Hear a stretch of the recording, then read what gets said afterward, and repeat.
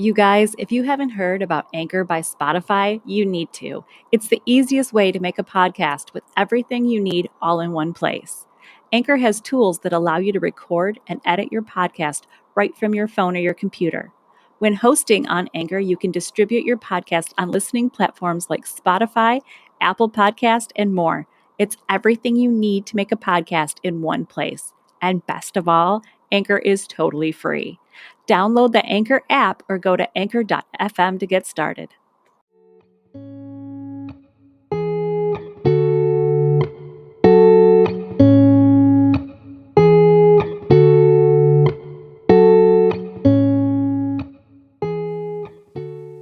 Welcome to Mimesis, a podcast about all the twisted ways that life and art imitate each other. I'm Stacey Rourke. And I'm Sandra Schaer-Fisackerly. And we will be your hosts on this creepy adventure. This is actually episode 1, take 2 for us. We're learning. We're learning as we go. We had to re-record this one because somebody was talking into her mic backwards.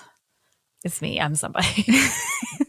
Hey, I didn't realize it. Yeah. You were like, oh, I can see the light from across the table. That should be a good thing. No. I should be the one seeing the light. Oh, well. But it's a good thing that we're actually re-recording this because we can now tell you that our social media platforms are up. Yay! We are on Facebook at facebook.com/the Mimesis Podcast. And we are on Instagram at the Mimesis Podcast.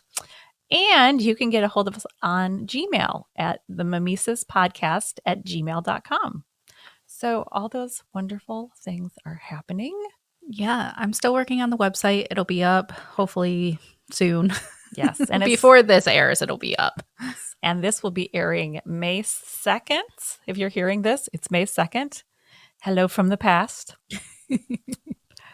From there, we are shooting for Mondays, every Monday that we will release a new episode. We are also hoping to get some additional content in for you guys, sneaking little mini episodes here and there when we can. I like your idea on the little mini episode. I think so. I think it'll be fun because sometimes we have topics like when we research something that it's like an offshoot of it where we go, okay, research this, but this would be kind of fun. And we can do those little additional ones along the way too. Yeah. One more thing. Sandra, tell me, when you were younger, did you ever play any kind of creepy slumber party games? Yes. Which ones did you do? I was dared to do Bloody Mary and scared the crap out of myself. Yes. I don't remember. Did you do Ouija board or light as a feather, stiff as a board? Did you? Yes, I think we made a Ouija board. You made a Ouija board. Yeah. Oh, that's like channeling some deep demons. That's Those are the ones that are crawling their way out from the underworld. Yeah, this was back in like 3rd, 4th grade when we did this and really scared ourselves. So then like as teenagers, we're like, no, we're never doing that again. You know what I find is so funny is when you talk to a lot of adults about Ouija boards, you know, kids are going, oh, that'd be cool. I want to try that. And there are so many grownups I've talked to that are like, no, I don't mess with Ouija boards. Like people have had experiences with these things that, well, I want to hear about those experiences because I'm twisted. So what I would like from our listeners is if you had any creepy slumber party games that you played and maybe something kind of spooky, kind of ghoulish, or maybe even something really crazy and funny happened, we want to hear your stories. We want to hear all about it at the Mimesis Podcast at gmail.com. Send those to us. And hopefully, if we can get enough people participating in this, we'll do an episode comparing how these games. I just almost knocked Sandra's iPad onto the floor, and my life don't just do that before my eyes. Oh my gosh, mine is broken. I don't want to pay for yours too. Anyways, once we get an entire episode or a good collection of these done, we hope to do a listener episode talking about them and comparing to how these same games are portrayed in movies, because they are often in horror movies quite frequently. Yes. Oh, we need to do some horror movies and compare them to how they pertain to real life. See, we talked about that the other day, and I brought up the Blair Witch Project, and you like went into the fetal position. Yeah, I can't know that one. I'm not doing. That's all you. I'll just be over here like, oh, yep, I remember that from the movie. Nope, I was hiding behind my hands. That's so funny. I had a roommate named Bethy at the time that Blair Witch came out. Bethy, if you're listening to this, I miss you. I love you. It's been too long. But she went and watched the Blair Witch Project with her boyfriend. And then she came home and, she was going to go to bed, but she was so scared. She like crawled, can I come and sleep in your room tonight? Like she was so She's so tiny. I can just see that. She did. And I was going, what is happening right now? And she's like, I watched a scary movie. Okay. All right. Come on. So I know we're just starting out and it's probably going to be a while before we get enough listeners to put together an episode, but please send those in. We want to hear from you. And also when you send your stories, please let us know if we can say your name on the show or if you'd rather we didn't. Either way is fine by us. We don't want to have you guys get like, oh, I didn't want them to say my name. Yeah. Like if you have a crazy stalker out there and you don't want us to say anything so they can find you, that's cool. That's all right. Yeah. We got just tell us. Give us some crazy name. Yeah. Princess Consuela Banana Hammock. Somebody do that, please. I think, when we first recorded this episode, the very first time, I made it a surprise of what we're going to be talking about today, but we've posted it on our social media. Yes. So it's not a surprise anymore. Oh, before we get into the episode, I also want to say this blows my freaking mind. Our Facebook page just went live yesterday. And we have over 100 followers on our Facebook page already overnight. Yeah. We have some great people in our lives. We do. You guys rock. We love you. Please listen. Don't just like the page. Please listen. Please listen. Yes. Okay. So is that all our news for this?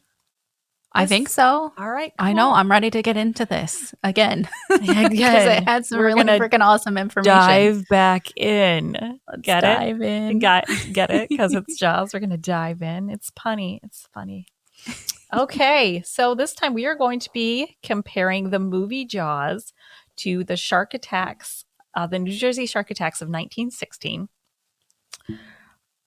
So I think we can get started. Yeah. These people have listened to me ramble long enough. Let's get started. Let's go.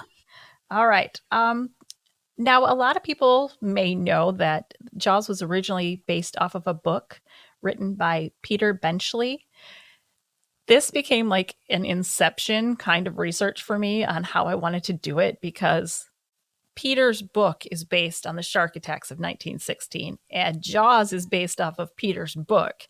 And it seemed a bit much to try to compare all three at once. So for this episode, I'm going to do the original shark attacks and the movie. If you guys want to hear the book compared to the movie or the book compared to the shark attacks, we can do one of our mini episodes off of this and we can talk about that as well. But that was just a little too much for one episode. So for this one, we're just going to go with those two. Let's start with the movie that made sharks everywhere feared and hunted, unfortunately.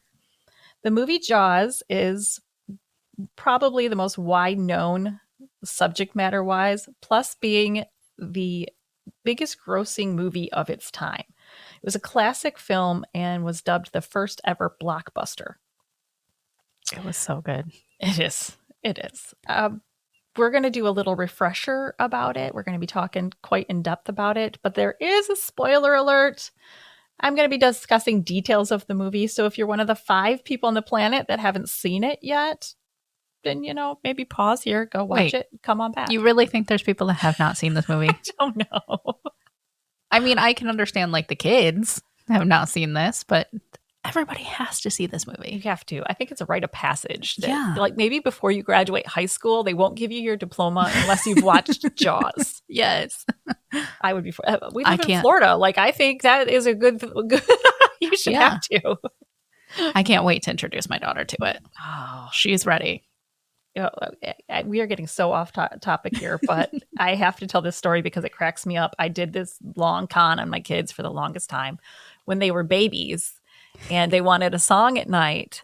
I would sing to them show me the way to go home. I would do the whole boat song.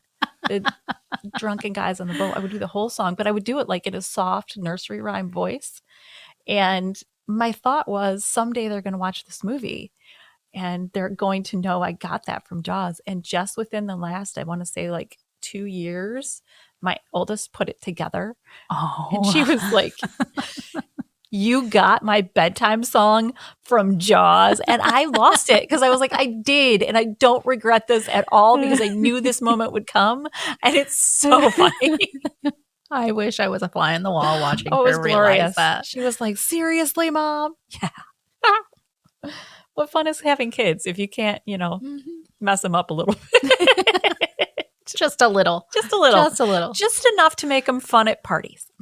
Anyways. Okay, so back to it. Steven Spielberg was only 27 years old when he directed the movie that made people of all ages afraid to go back in the water. He had very few film credits under his belt at that time and wasn't considered by any means any kind of superstar just yet. Still, when Jaws was offered to him, he hesitated. A friend of his had written a screenplay called Lucky Lady that was set to star Gene Hackman, Liza Minnelli, and Burt Reynolds. And Spielberg was given the chance to direct that. It was his agent who talked him into taking Jaws instead. And with the shit show that followed during filming, I have no doubt he probably cursed that guy's name day and night for a long time. Oh, probably. There were probably some really nasty phone calls that happened. Yes, yes. So super funny fact as we dive in. Are you ready for this? I love this so much. Producers wanted to get an actual animal trainer to train a real great white. No.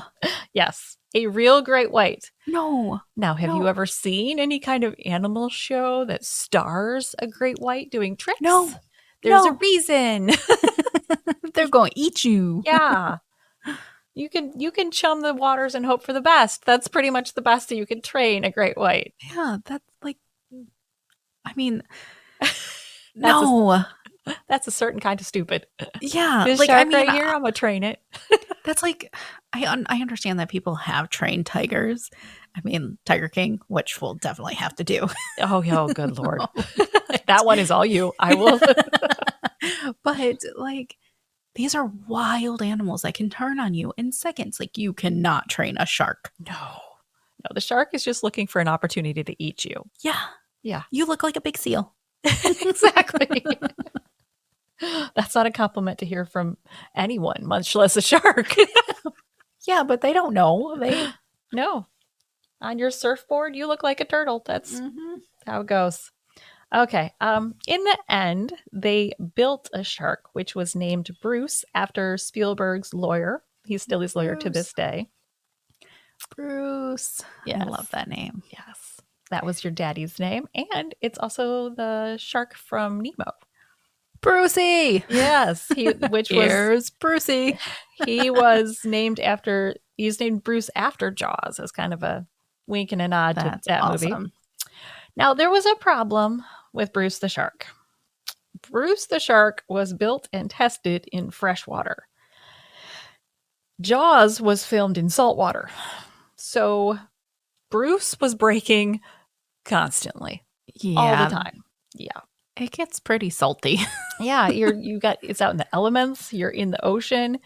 The shooting was constantly being shut down because one thing or another was going wrong. In the original screenplay, there was supposed to be tons more footage of the actual shark, but Spielberg had to rethink all that because the damn thing kept breaking. So he thought of Alfred Hitchcock and how he implied a vicious attack in the shower scene of Psycho without actually showing it. It was implied through camera angles, positioning, and a killer soundtrack, Well, I mean, that makes sense. We all know that. Like, I think that might have made it worse because you're in the perspective of the shark. Exactly. It makes it so much scarier. And yeah, I mean, the Jaws soundtrack, the Psycho soundtrack is very well known. The Jaws one, I think, is even more so. I mean, those two, you make those noises, dun, people immediately know what you're talking about. Yeah. So, and people do that when they're in the pool and playing all the time. My stepdad used to torment me with that. He would circle me, making the Jaws noise, and then every now and then he just grab my ankle and just dunk me for a second.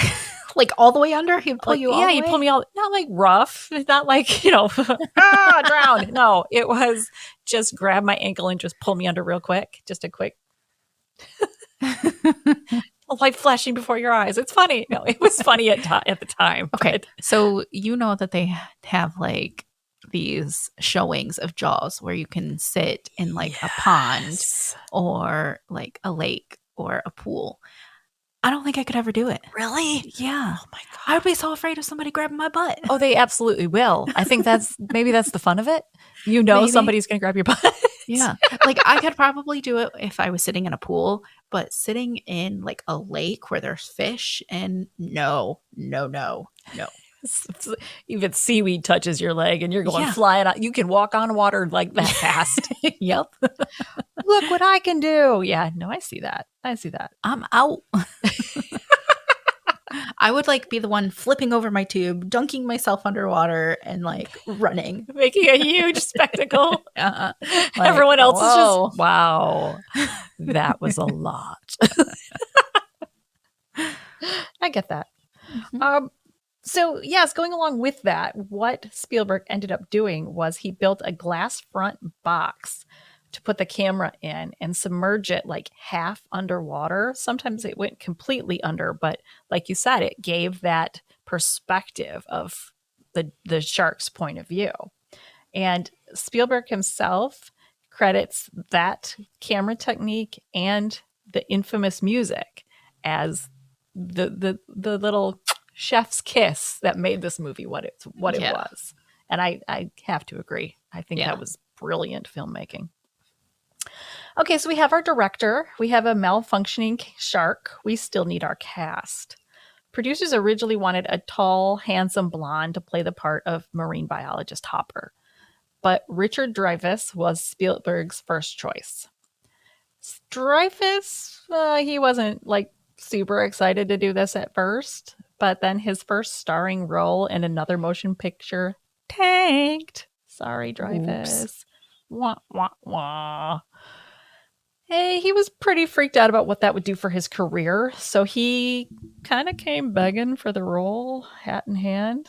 Hey, can I have a second chance at that? And of course, he was given the role and became one of the most lovable characters on the film. I will say... Do you think maybe that was the better option for him by doing Jaws and not the other one? Oh, absolutely. Absolutely. Yeah. Like, made his career go a little bit further. It really did. And that's one of the things they said. And I don't know if I mentioned this earlier. The information I'm getting from this, it is from a documentary, The Making of Jaws, which you can find on YouTube. Fantastic documentary. I completely recommend it if you want, because I'm not going to be able to go into everything, but it's a fun watch. It is for sure. But that's one of the things they said in the documentary is that this movie launched the careers of a lot of people that were associated with it. Yeah. And I think Mr. Dreyfuss there was one of them. I will say there was one thing he talked about in the documentary that really bummed me out hardcore. What? You see, this documentary was filmed at Martha's Vineyard, and there was the movie set, and there were lots of girls hanging around the movie set. And apparently, Dreyfuss had a lot of sex. Oh. And he talked about that. Like, he was hooking up. He was hooking up hardcore, which, in one aspect, I'm like, good for you. That's awesome. But in the other thing, like, I don't know, something about him. Every role I've seen him in, he looks like a sweet teddy bear. So to hear him talk about like, oh yeah, it bummed me out so hard. I was like, Mr. Holland's Opus, no. Which, by the way, that's what I think his name is. His name is not just Mr. Holland. It's Mr. Holland's Opus. Yes. I love that movie too. Well, apparently in his day, he was a bit of a player. A lot of a bit of a player. That bummed me out. Anyway, we got Dreyfuss playing Hopper, Roy Schneider playing Sheriff Brody, Lauren Gray as his wife, and Robert Shaw as Quint. Again, I'm going off topic for a minute here. I thought his name was Quinn up Quinn. until researching this. I thought his name was Quinn my entire life up until this point. I have a niece named Quinn, and in the back of my mind, I always thought it was cool that she was named after the fisherman from Jaws. She is not. Quinny, I still love you, but I'm bumming hard that you're not named after him. Okay, so we have most of our cast. What we need now is the very first shark attack victim, who is Chrissy, a pretty, carefree, up for a midnight dip kind of girl. Midnight skinny dip kind of girl. Oh. Aren't we all? Aren't we all up for just stripping off our clothes and swimming into shark-infested waters? No. Well, enter Susan Beckline. Now, Susan is a badass for a couple reasons. First off, as a Florida girl, I absolutely love the fact that she was qualified to act and swim for Jaws because previously she was a mermaid in the Weeki Wachee shows in Weeki Wachee, Florida. For those of you that haven't seen these shows, and I don't think you have. I don't think we have. No. Okay. Can you take me there next time? Yeah, absolutely. It's over on the Gulf Coast. We usually spend our time more on the East Coast and in Central Florida. But yes, it's over on the Gulf Coast side. And for 6 decades now, actors have been performing in this show as mermaids, tails and all. They eat, drink, and swim without surfacing thanks to these oxygen wands that they draw breaths from as need be. Did you say eat? Yeah. How can you eat when you're underwater? They do it. I don't know. I think there's some footage. If you look on YouTube, look up the Weeki Wachee Mermaid Show. There will be some that came up. There's one. It's from like back in the 1950s of this girl. Like she's cutting a steak underwater and taking a bite. I don't even understand how you would do that. You couldn't. You would cook have to a steak. It would be floating. How is it not floating away? But you would have to like exhale right before you put the bite in. So there'd be all the bubbles. And then like before you inhale, like put it in your mouth. I don't know. I'm not going to go out in the pool right now and try it because I'm pretty sure I would drown and choke. We don't want that to happen. But there's a way to do it. So yeah, if you haven't seen that show, it's very cool. Yeah, look them up on YouTube. You see, Susan was the perfect fit for this infamous show because she was used to performing underwater like this. And for this particular scene, they had 10 men on pulleys on either sides of her.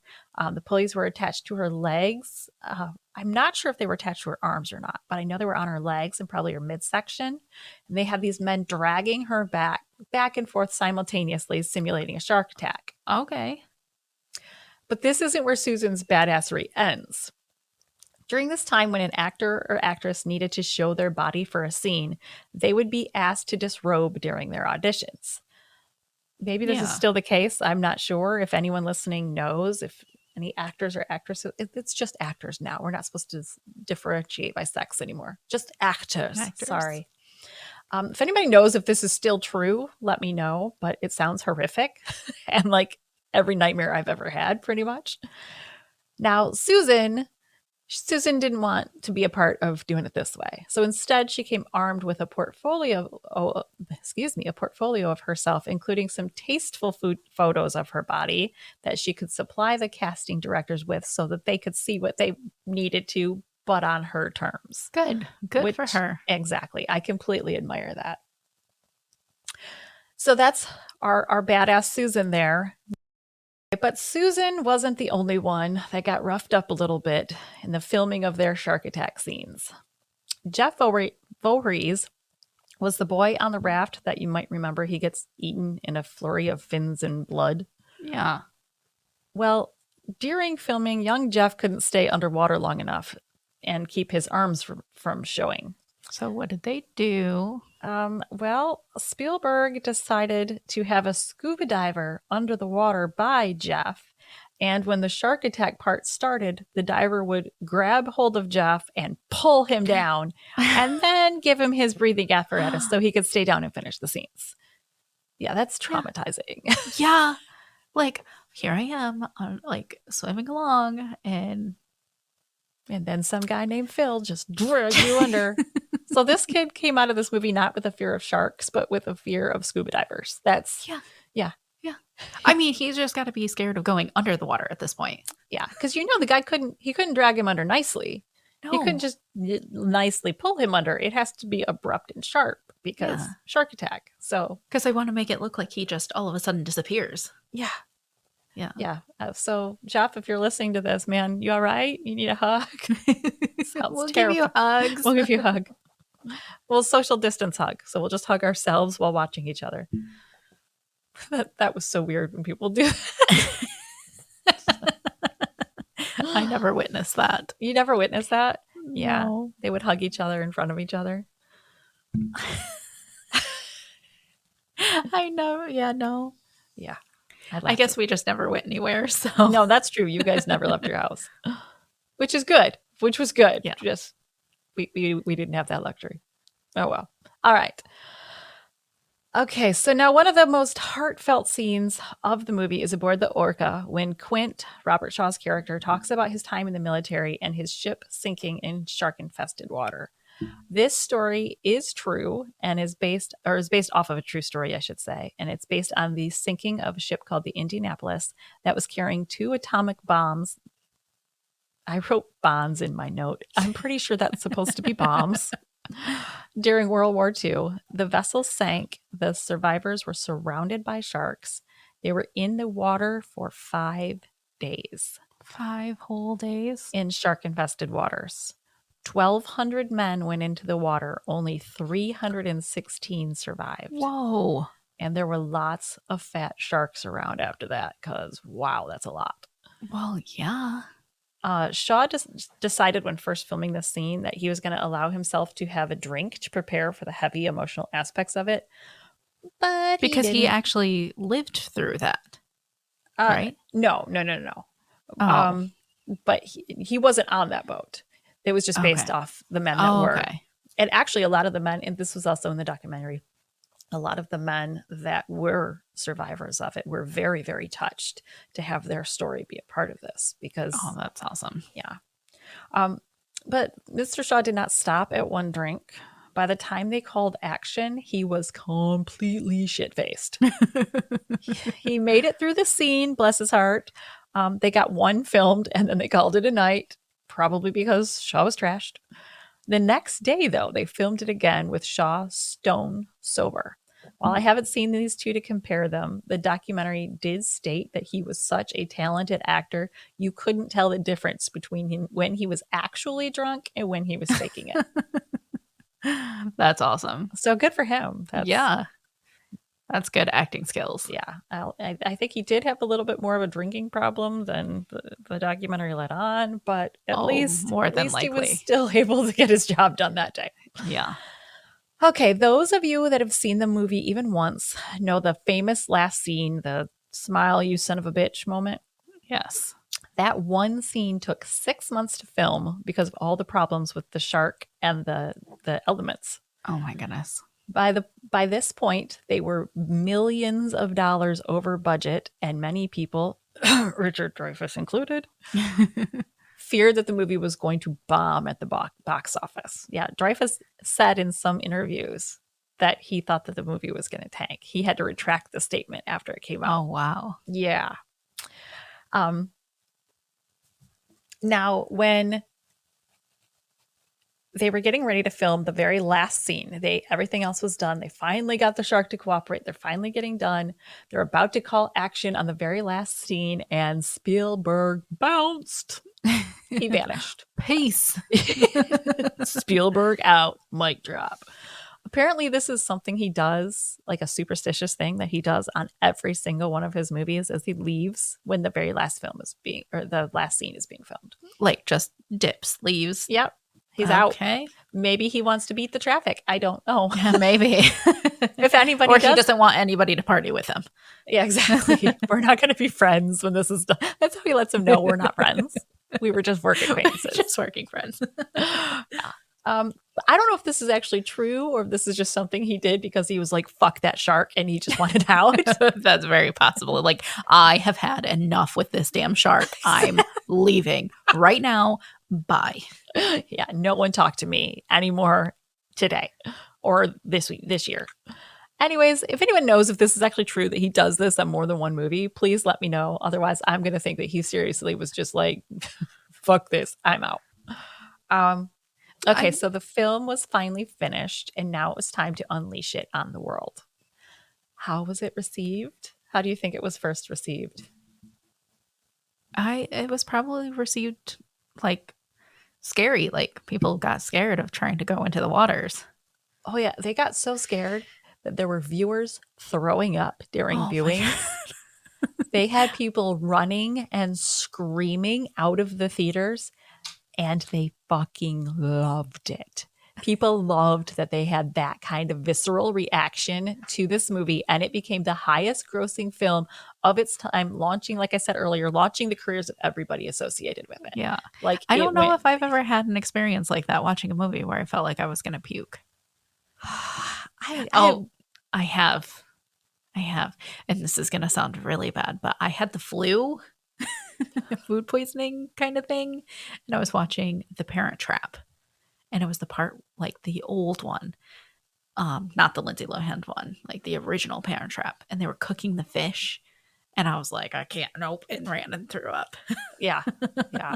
I can't think of a movie that I had that kind of reaction to, but did you ever watch the Santa Clarita Diet on Netflix with Drew Barrymore? I know what you're talking about. I started that, but I was, 4 months pregnant? No, I couldn't. Because she has the explosive vomiting at the beginning. Yeah. Well, apparently I was just about to get the stomach flu when I watched that for the first time. And her vomiting then kicked my stomach flu was like, oh, we don't need to wait anymore. Let's just do it now. And then I was like sick for 3 days. I've watched it since, and it was a great show. I'm so bummed it was canceled. It was hysterical. I haven't finished watching it because that was the morning sickness really got to me, and seeing that was like, oh, no. Yeah. Well, if you skip over that episode and maybe start at the second, it's a hilarious show. Yeah. But yeah, that scene, that was gross. That was pretty gross. Okay, so I think that's about all the trivia I have about the movie. So now we can dig into the actual New Jersey shark attacks of 1916. Now, at this time, family vacations to the beach were hugely popular. And that was made even more so because a research paper had been released that scientists said that people had nothing to fear with sharks. The paper stated that there were no unprovoked shark attacks on the eastern shoreline, and get this, that sharks couldn't bite through human bones. Here's what I want to know. Did a shark write the article? Right? You don't like, let's get all these people here so we can eat them. Yeah, they don't have anything to worry about. I don't even like you. You're not my flavor. No, gross. Don't come here. And then there's the biggest shark attack ever. Yeah. Okay, so the first victim of the 1916 shark attacks was not a pretty blonde up for a midnight skinny dip like Chrissy. Instead, it was Charles Van Sett, who was out for a swim and a stroll with his dog. Now, you might remember there's a scene. It's okay. It's all right. The dog is fine. Okay. I'm more worried about the dog than the human. I know. I could hear like a slow groan coming out of you of dread. But there is a scene in the movie where a guy is playing on the beach with his black lab, and then the black lab goes missing. Oh, and they never say that the dog got eaten, but they don't say it didn't. I hate when they do that stuff. I know. Well, in this case, it wasn't the dog that the shark had its eyes on. Charles was wading in waters, they were shallow waters, no more than 15 feet from shore. 15 yards from shore. Charles turned and saw a fin headed straight for him. The shark attacked, but it did let go in time for Charles to drag himself to shore. His leg was torn open. His femoral artery was severed. Despite making it to safety, he bled out and died within 2 hours. Many wanted to think that this was just a fluke accident. Unfortunately, 5 days later, it happened again, and it was Another Charles. This shark apparently had a taste He just for wants chucks. Charles. Yeah, he wanted some chucks. This is not what they mean by a matching pair of chucks. This isn't it. No. This one was Charles Bruder, a bellboy who went for a swim. When he saw the shadow of the shark beneath the surface of the water, he thought at first it was a canoe launching. Then it struck. Both of Charles' legs were bitten off below his knees. He was pulled aboard a boat by rescuers, but died before they even made it to shore. So not only were there 2 shark attacks so far, they were both fatal. Yeah. And like really close to each other, right? Very close to each other. Okay. At this point, armed patrols scoured the shoreline with anti-shark nets. This is not something I knew existed, but they're large mesh chains used as shark-proofing nets.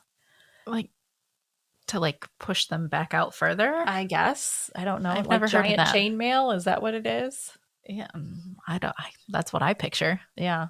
That's what I would. And again, if there's a hawk in my backyard right now, and I keep looking at Sandra, and she's just like, well, I'm sorry, but there's the hawk sitting there, but like a bird flew up right next to him. It's like, dude, you need to move or he's gonna attack you. Like, look at him. It's the circle of life. And that's all I can sing in that song without us getting sued. Yeah. Oh, the bird's attacking him. His nest must be nearby. Okay, now focus. Okay. I know. Okay. So we got the shark-proof netting up, and people are panicking so badly that there was a woman out swimming who was screaming because she had a cramp, and no one came to help her out of fear of encountering the shark, and she ended up drowning. Yeah.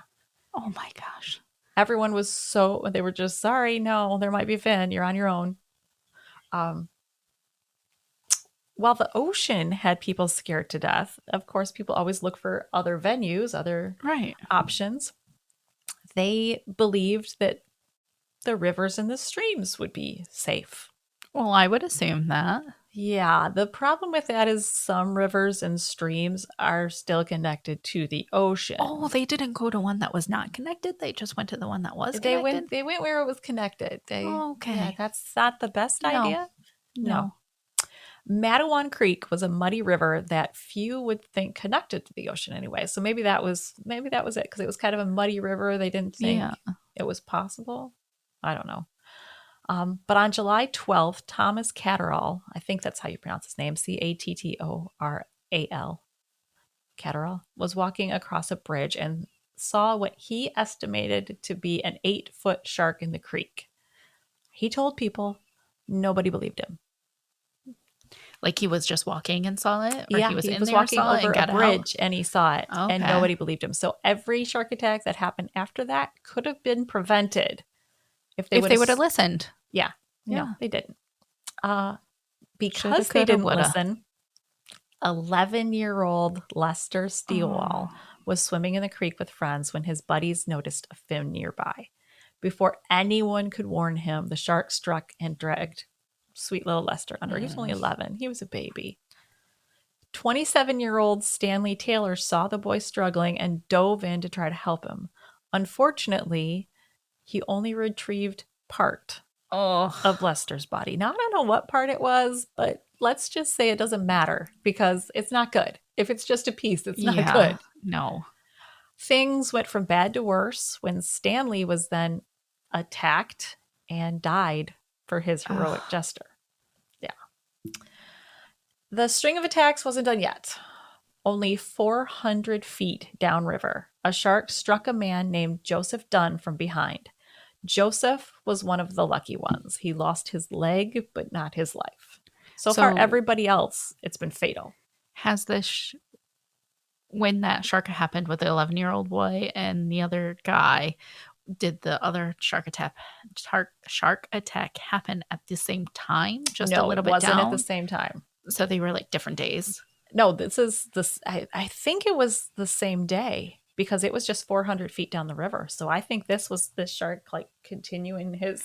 Oh, so yeah, they would have no time to tell like other people that were 400 feet down, whatever. Yeah. Like, this makes me wonder though, because this shark is eating a lot. It makes me wonder, they're not normally a pack animal, but I'm wondering if there was more than one. Yeah. Because I'm Was sure it like their breeding? migration pattern is still gonna, Was it breeding? it could have been. It could have Was been. it pregnant and needed extra food? I don't know. I mean, don't we all get a little crazy with food when we're pregnant from time to time? Yeah. Okay, so Joseph Dunn lost his leg, and then okay, so here we go. Of these 5 attacks, the time span was only 10 days. So from that Okay. first one to the last one, there's only 10 10 days there. days. It's going fast and it's going hard.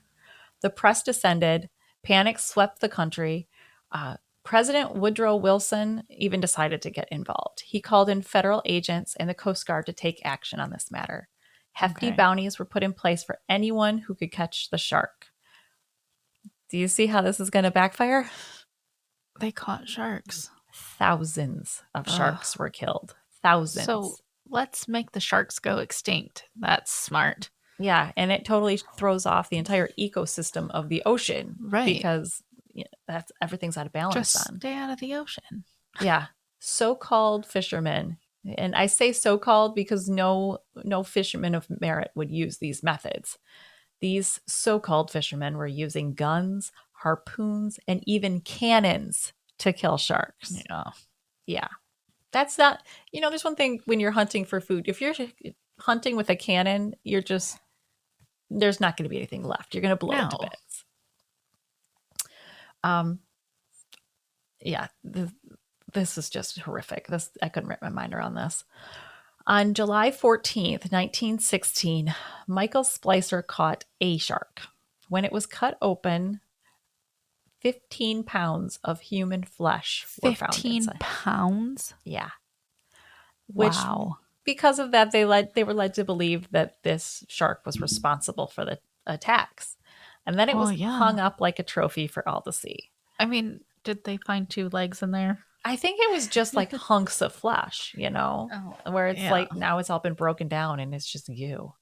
But if you get a chance, I think on our social media, one of the pictures that I posted was of the paper, and they showed the dead shark with his mouth pulled open and everyone standing behind him. And like, listen, I know the shark killed a lot of people, but it's gruesome how they hung him up and how it was displayed. It was, I don't like that. Questions still remained after the attack. Was this the actual shark? Clearly, this shark had eaten somebody. It had flesh inside of it. But was more than one shark to blame? Could this happen again? Well, after this shark was caught, there were no further attacks off the Jersey Shore that summer. However, sailors reported seeing more sharks than ever before. As World War II was going on during this time, it was believed that sea battles drew the sharks inland in search of food. They were drawn to New Jersey because of temperature changes in the Gulf Stream. Higher temps due to a heat wave invited the sharks in, while more people were seeking relief from the scorching temperatures. Well, that makes a lot of sense. That makes it easy because people are hot. They want to go swim. The sharks are getting pushed in. You would assume that there's going to be more shark attacks. Every time I think when I go to the beach, you're stepping into their domain. You're in their living room now. You can't be surprised if you see a shark there. Respect it. Get out of the water. Listen. But that's their living room. Yeah. Like I am growing up in the South. I'm not afraid to go into an ocean, but I'm terrified to go into a lake. Yeah. I don't know what's in there. Yeah. I can't see the bottom.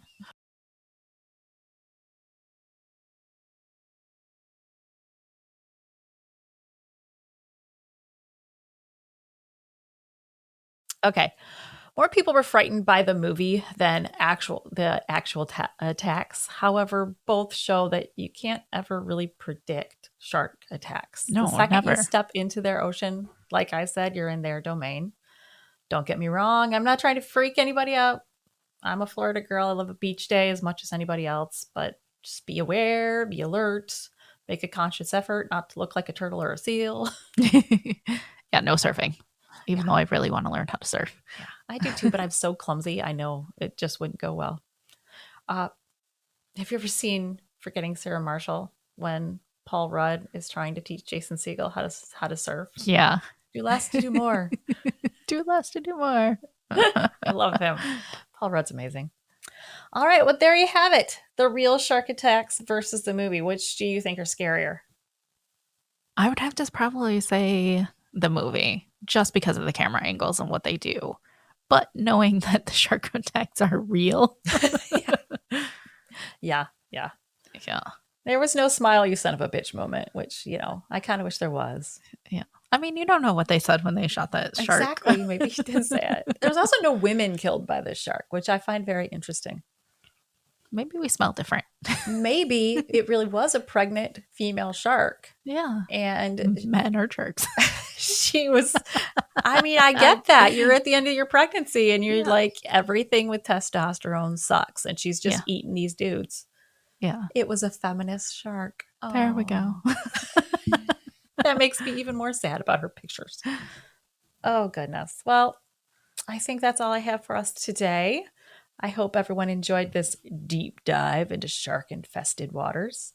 We would love to hear back from you about this episode, what you thought, maybe any topics you would like us to discuss in the future. Again, you can get a hold of us at themummies.podcast@gmail.com. And I think that's about it for today. Yeah. It's been a good one. It's been fun. It was. I loved listening to all the information that you have on Jaws and the shark attacks. I do. Don't be afraid to go back in the water. All right. Well, until next time, I'm Stacey. I'm Sandra. And we'll see you next time. Bye. Bye.